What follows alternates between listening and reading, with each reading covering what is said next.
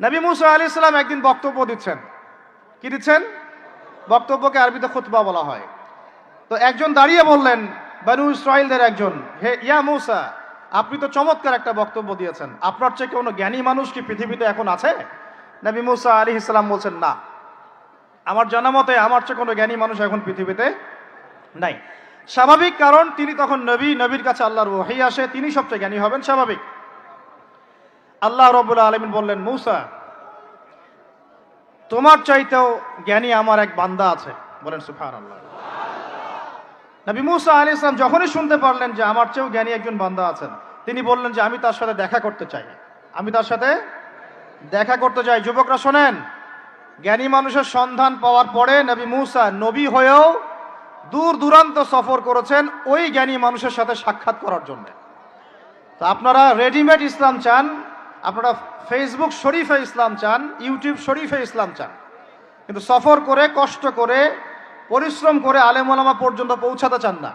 এখান থেকে বলছিলাম যে আপনারা জ্ঞানের জন্য সফর করবেন, ইলম অর্জনের জন্য কি করবেন?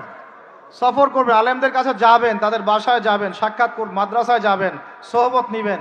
সবসময় রেডিমেড জ্ঞান নিতে আসবেন না। তো রেডিমেড জিনিস পেলে মানুষের মূল্য বোঝে না। ওই যে সাহাবীরা যারা রক্ত দিয়ে ইসলাম প্রতিষ্ঠা করেছে, তারা জানতেন ইসলাম কি জিনিস। আমরা রেডিমেড পেয়েছি, তো আমরা বুঝি না ইসলাম কি জিনিস, আমরা বুঝি না, বিশ্বাস করেন আমরা বুঝি না। তো যাই হোক, তো মুসা আলাইহিস সালাম বলছেন, যদি আমাকে যুগ যুগ ধরে সফর করতে হয় তবুও আমি সফর করব, তারপরেও আমি তার সাক্ষাৎ চাই।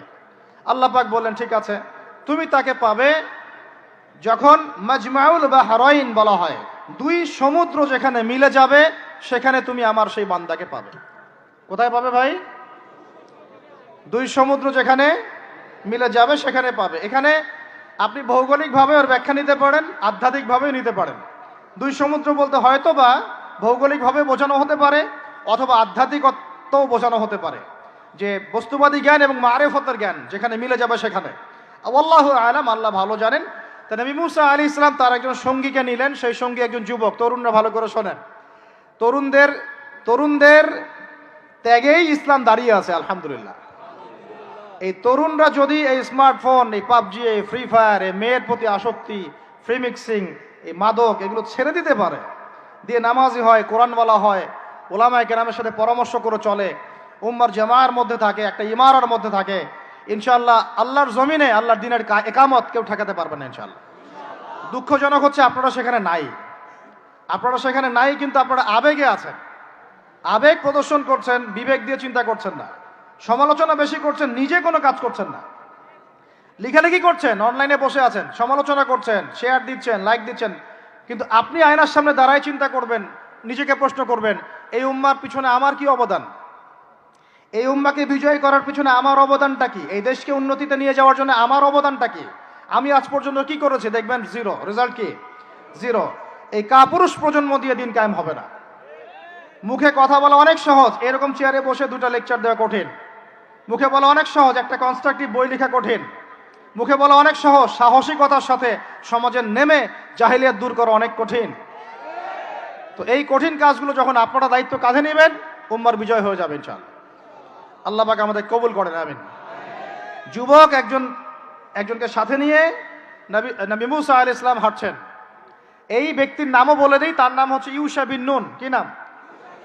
তিনি পরবর্তীতে নবী হয়েছিলেন, এবং তার পরবর্তীতে এই যে তালুত নাম শুনেছেন, যাকে সেনাপতি করা হয়েছিল, মনে আছে? ভুলে গেছেন, আপনারা পড়েন নাই মনে হয়, সূরা বাকারা শেষের দিকে আছে। ওই তালুতের নেতৃত্বেই তো বাইতুল মুকাদ্দাস জয় হলো, বনু ইসরাইল সেখানে ঢুকলো, এবং তখন সূর্য ডুবে যাচ্ছিল। তিনি দোয়া করছিলেন, আল্লাহ সূর্যটাকে থামিয়ে দাও। আল্লাহ পাক বাইতুল মুকাদ্দাস বিজয়ের স্বার্থে সূর্যকে থামিয়ে দিলেন। সুবহানাল্লাহ। মহাবিশ্বে সূর্যের ঘূর্ণন থেমেছে একবার, মহাবিশ্বে সূর্যের ঘূর্ণন আল্লাহ থামিয়ে দিয়েছেন, কোরআন সাক্ষী আছে, হাদিস সাক্ষী আছে। আবার অচিরেই নবী সাল্লাল্লাহু আলাইহি ওয়াসাল্লাম বলেছেন, দাজ্জাল যখন আসবে, ওর শাসন যখন শুরু হবে, 40 দিনের প্রথম দিনটা হবে 1 বছরের সমান। এখন 1 বছরের সমান একদিন কিভাবে হতে পারে, এটা আপনারা ভাববেন, যারা অ্যাস্ট্রোফিজিক্স পড়েন, যারা ফিজিক্স নিয়ে পড়েন, যারা অ্যাস্ট্রোনমি নিয়ে ঘাটাঘাটি করেন, আপনারা এটা তদন্ত করে দেখেন কিভাবে একটা বছর একদিনের সমান হতে পারে, একদিন 1 বছর সমান কেমন করে হতে পারে। তারপরের দিন হবে 1 মাসের সমান, তারপরের দিন হবে এক সপ্তাহের সমান, তারপরের দিনগুলো হবে আমাদের দিনের মতো। তার মানে মহাবিশ্বে কিছু একটা হতে পারে, আল্লাহ ভালো জানেন। তো ওইদিকে আমরা যাচ্ছি না। এখন নবী মুসা আলাইহিস সালাম হাঁটতে শুরু করলেন। চলতে চলতে চলতে তিনি ওই মাজমাউল বাহরাইনের কাছে পৌঁছে গেলেন।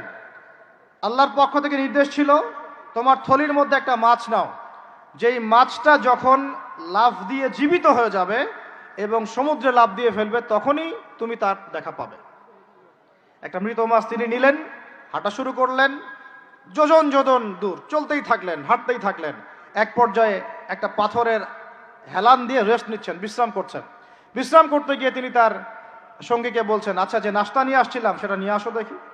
তখন তিনি বলছেন, আমি তো আপনাকে বলতে ভুলে গিয়েছি, ওই মাছ তো জীবিত হয়ে চলে গেছে সমুদ্রের মধ্যে।